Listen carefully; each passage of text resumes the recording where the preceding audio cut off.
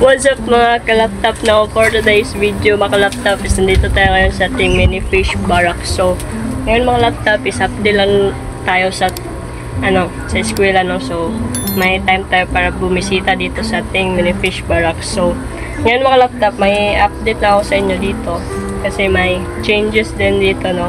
And then ayun, mag-discuss tayo about sa ating mga isda. So ngayon pakita ko sa inyo yung nabago dito sa mini fish barracks natin kasi medyo may bago kasi. So pakita ko sa inyo, tara. So ito pala no, nababa na siya, nababa na siya lahat yan. And then nalagay ito siya dito kasi may durian tayo at nangayayat na din yung durian natin dito no. So ayan, tinanggal na lang yung trapal na nakasabit doon.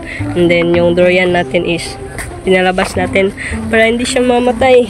And then, ayun, ito yung changes. And then, okay lang naman kasi wala namang isda dyan. So, kung may isda tayo na ilalagay dyan, dito natin i-expand yun. Dito natin ilagay, no? And then, ayun, wala pa naman tayong bagong isda. Maghihintay lang tayo ng tamang tiyempo para makabili ng bagong isda no, kasi mahal talaga yung mga gapis dito guys, pero quality naman, goods naman yun. So yun, yung bago pala dito is yung sakoy natin. So sakoy kasi may improvement dito sa quality ng tubig nila no. Sa nakikita nyo, sobrang clear na niya, you know, super clear na niya guys. So kasi nga yung sakoy natin may dalawang aerator at dalawang sponge filter. So nakakatulong talaga yung sponge filter sa ating mga kois, and then para hindi talaga lubog yung tubig no. So yun no, visible na siya sa mga mata ko guys. Kasi yung isa lang kasi yung aerator dito, lubog talaga. Kahit na bagong linis ako, lubog talaga siyang tingnan. And then ngayon, ayan, makikita nyo na sila ng buo. Kasi tayo dito sa oxygen natin, binago natin yung oxygen or bago yung oxygen na nilagay natin dyan kasi walang parang may depekto talaga yung ganitong aerator.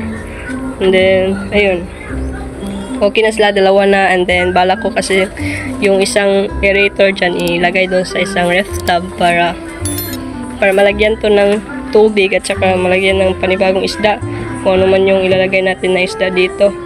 And then may kiti-kiti na nandyan no. So okay lang yan, magkaroon tayo ng time. Siyempre linisan natin yan. Kung maglagay tayo dyan ng isda, siguro gapi na lang. Ayan. Bala ko kasi siyang ilipat yung aeration dun. So nakitaan ko siya ng improvement kung dalawa yung aerator ng mga koi natin. Mas quality talaga yung tubig na makikita natin dito. Ayan, sobrang clear. Then dito naman sa ating mga gapis molly, ayan, okay lang naman to kasi hindi talaga yung mga gapis natin, hindi masilan. Kahit na walang oxygen to, okay lang din sa kanila kasi may mga plants din tayo dyan. And yung mga water natin dito is every week natin papalitan. Ayan, so super goods na yung ganito sa ating mga gapis. So balak kong bumili ng isang extension wire para malagay natin yung ibang or malagyan natin ng mga aerator tong nandito. Kasi balak ko dito mga kalaptop is maglagay din ng ganito yung may sa ibabaw ba, para kapag may mga gapis na tayo ganyan, so madali lang natin mailagay yung mga storage box. So hindi pa natin yan mga kalaptop mabuo talaga na plano kasi wala talaga tayong isda pa. So yun lang siguro yung mga plano natin dito sa mini fish barracks. Maganda na siyang tingnan, maaliwalas na siyang tingnan. Yung nagka-problema lang tayo sa goldfish natin. Okay na sana yung goldfish natin dyan, kaso namatay talaga sila. So yun, wala na tayong magagawa doon kundi i-accept na lang natin na ganyan na talaga yung mangyayari no.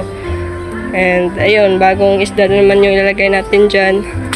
Kung pwede, hindi na natin to siya kunin yung dalawang aerator ng ng koi para maganda tingnan yung mga kois natin. So, ayun. So, may pupunta dito mga kalaptop kasi hindi ko alam kung kailan sila pupunta dito. Kasi nag-chat siya mga kalaptop na pupunta daw sila sa atin sa mini fish barracks natin. So, ayun, daw siya, magtingin-tingin sa ating mga isda kasi nagsimula pa lang siya mag-breed or mag-alaga ng mga gapis ba, ganun bitaw. So, yun, hindi ko pa mahintay yun sila makalaptop, siguro bukas na yun or sa ibang araw, ganun. Kasi ngayon lang tayo nakapag-reply, nag-chat sila alas 10 and then nakapag-reply tayo alauna na. So, yun, siguro sa susunod na araw na yun sila pupunta dito. And then kapag pupunta sila dito makalaptop, siguro hindi ko na kayo ma-vlog or something ganyan. So, i-update ko na lang kayo makalaptop kung anong nangyari. Or, yun, mag-update na ako sa inyo. So, maraming salamat pala sa lahat na nag-subscribe sa atin, no?